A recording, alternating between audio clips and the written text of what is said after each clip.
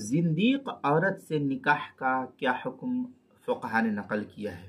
چنانچہ وہ عورت جو اپنی بدعقیدگی کی وجہ سے کافرہ ہو گئی، گو کہ وہ اسلام کا دعویٰ کرے تو اس سے نکاح حلال نہیں ہے۔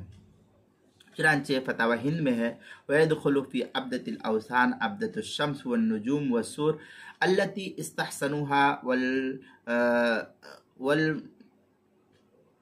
والمعطلہ والزنادقہ والباطنیہ۔ اس طریقے کی عبارت جو ہے فتاوی ہندیہ پہلی جلد صفحہ 281، فتاوی شامی جو زکریا بک ڈپو دیوبند کا ہندی نسخہ ہے اس کی چوتھی جلد صفحہ 125 پر ہے۔ فتاوی تاتار خانیہ میں ہے عن ابی یوسف رحمہ اللہ تعالی بروایت ابن السماء اذا تکلمت بالکفر وقلبها مطمئن بانت وهي مشرکہ۔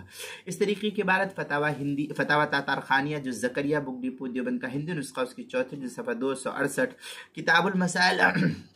کتاب المسائل اس کی چوتھی جلد صفحہ 253 پر بھی اس کو نقل کیا گیا، وہاں دیکھ سکتے ہیں۔